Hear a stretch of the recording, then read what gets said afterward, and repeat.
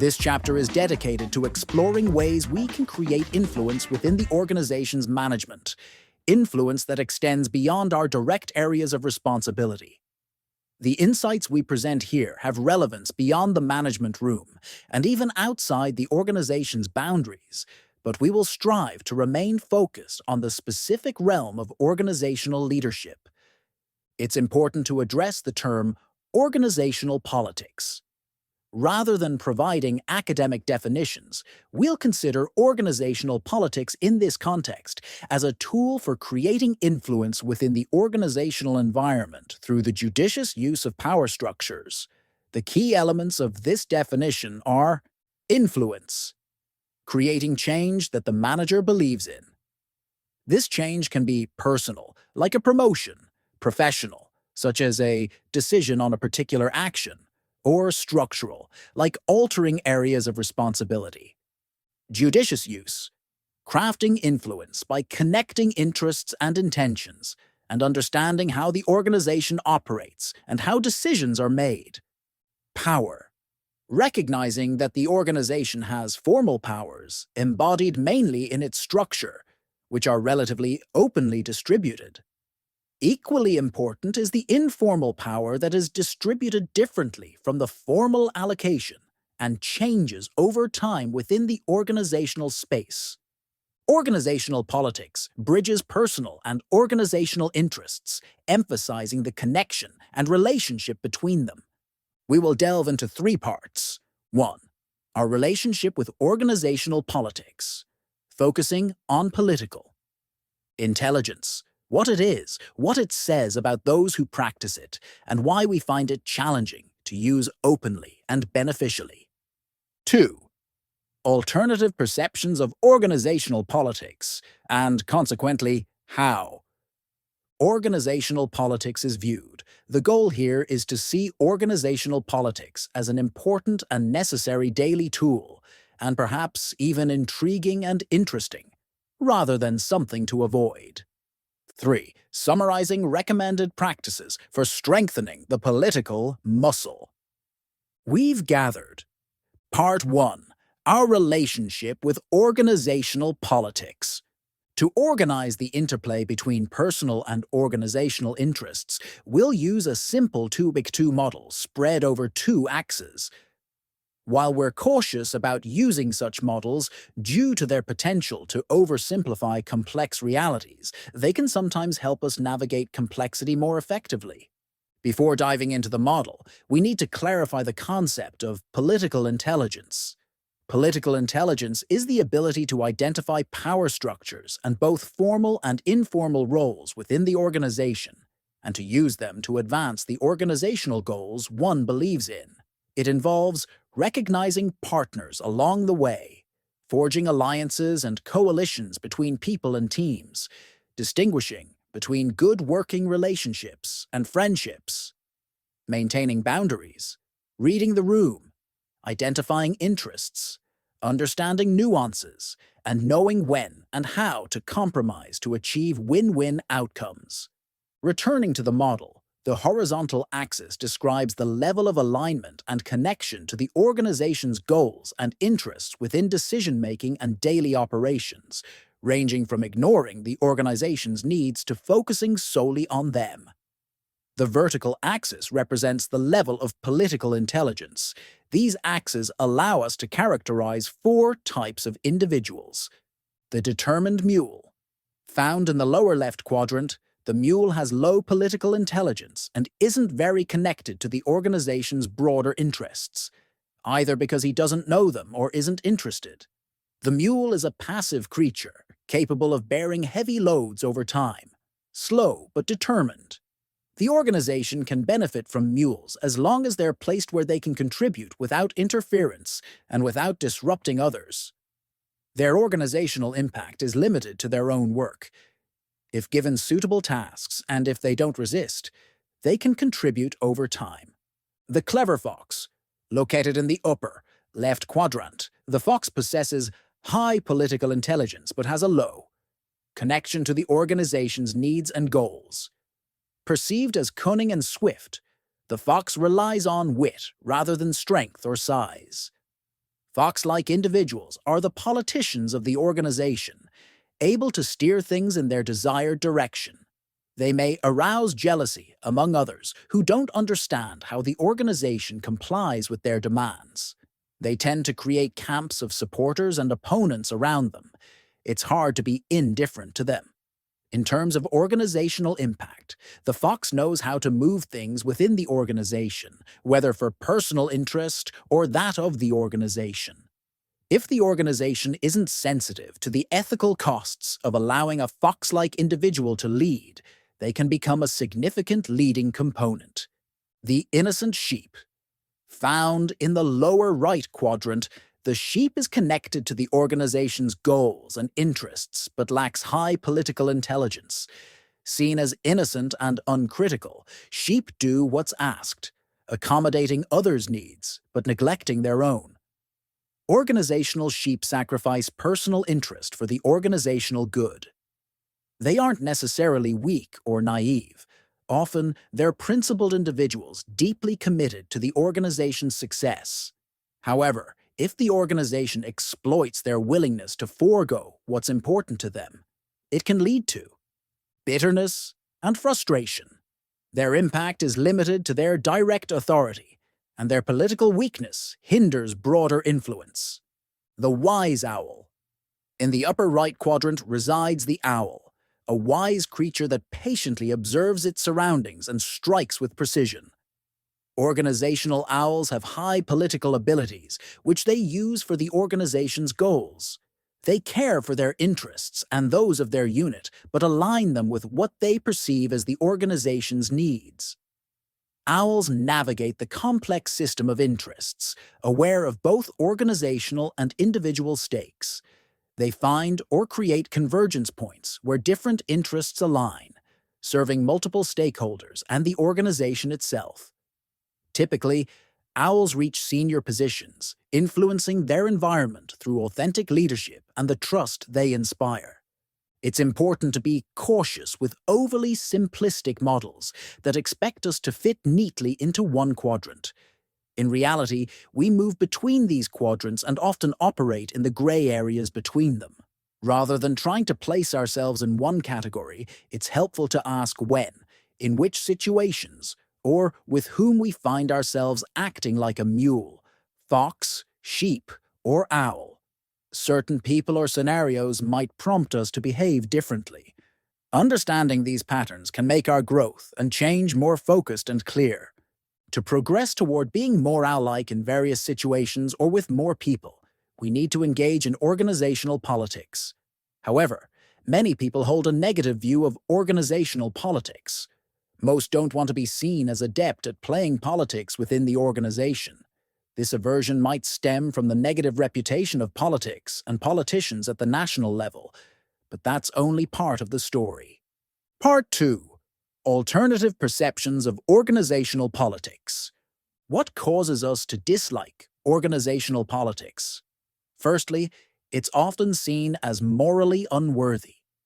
Even though personal interests naturally exist within a social system like an organization, organizational politics is frequently perceived as toxic, dirty, and unfair. It appears to create inequality, injustice, and a lack of fairness. This viewpoint reflects a moral stance on how we believe personal and organizational interests should relate. Secondly, organizational politics can feel emotionally mismatched.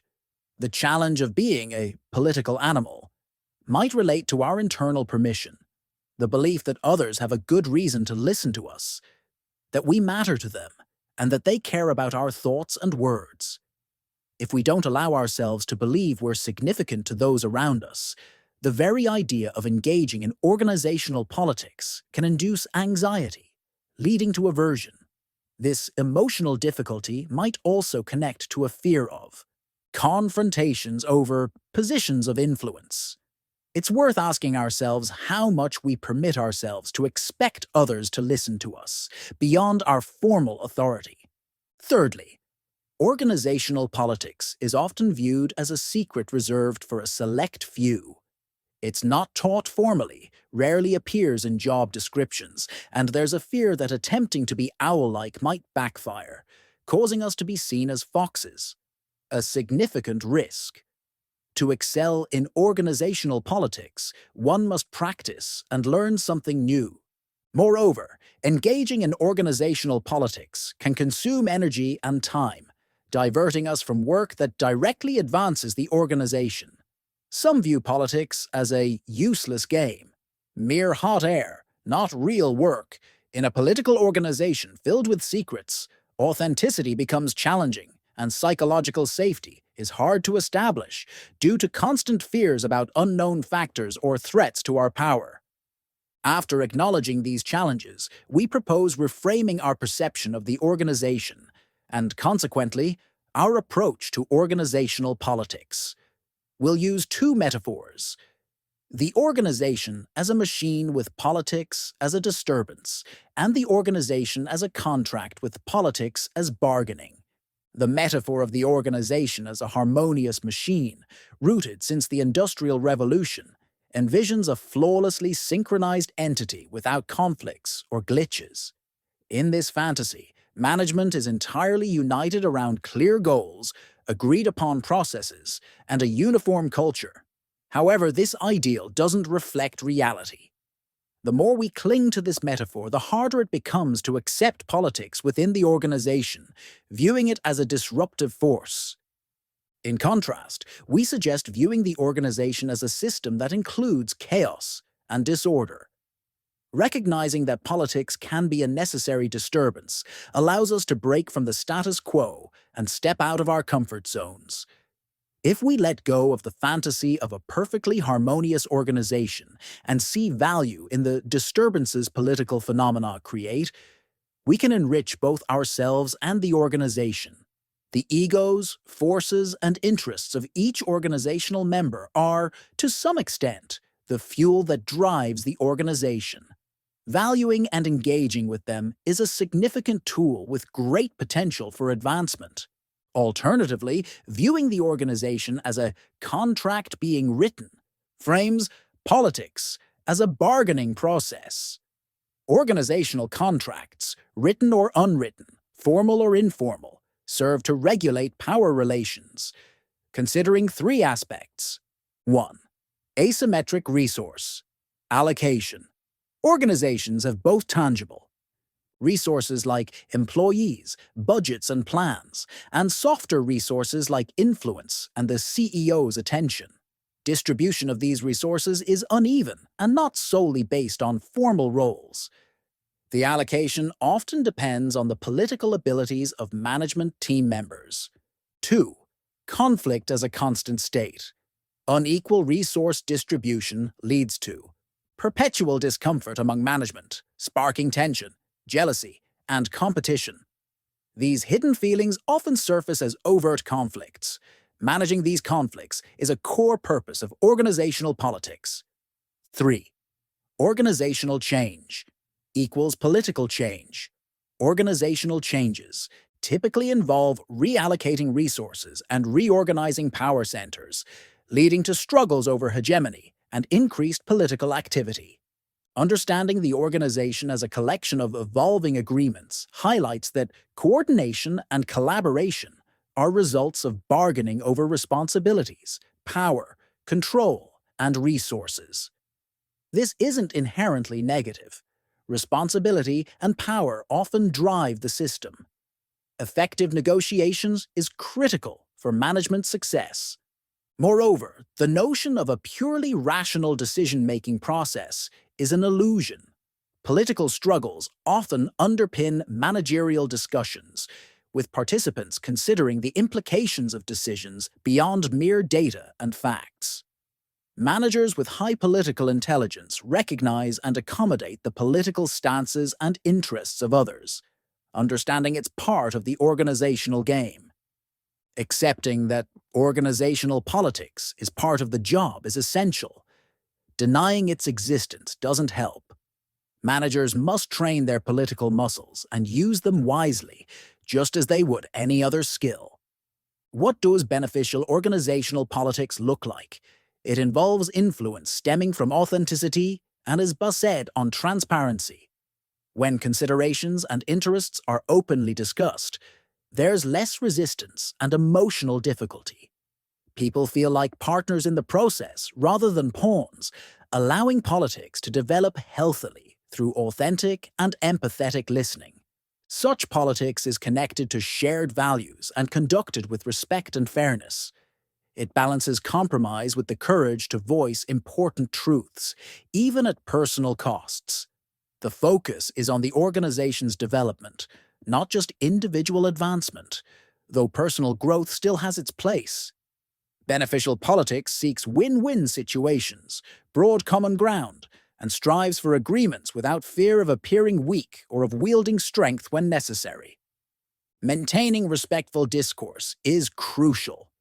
Knowing what to say, when, and how, as well as listening attentively, upholding integrity, and fostering trust, all contribute to healthy organizational politics. Part 3. Recommended practices for strengthening the political muscle. In practical terms, focusing on 3 aspects can strengthen our political practice: networking, perception management, and our relationship with the CEO. Networking involves building a cross-organizational web of connections to understand how the organization operates and to lead broader initiatives. This means developing relevant professional expertise and sharing it to establish authority, engaging in conversations without specific agendas to build relationships, mapping out influencers within the organization, identifying and assisting those who might delay projects, and fostering personal connections with colleagues, including being open and vulnerable.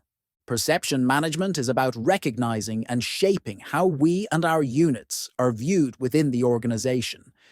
It's essential to understand external perceptions by engaging with stakeholders and gathering feedback.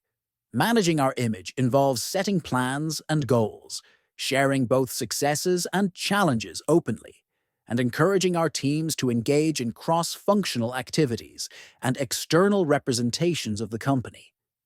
It's not just about highlighting achievements, but also about discussing difficulties and areas where we seek solutions. Lastly, our relationship with the CEO significantly impacts our influence. Despite their busy schedules, it's important not to forego opportunities to develop this relationship. Recognizing the inherent loneliness of the CEO's position, we should strive to create a sense of partnership, share authentic difficulties, not just professional challenges, show empathy, and maintain regular, meaningful interactions. Understanding their agenda and finding ways to complement it, building personal alliances, and balancing support with constructive opposition can enhance both our influence and the organization's success. By embracing these practices, we can engage in organizational politics that is authentic, respectful, and ultimately beneficial to both ourselves and the organization.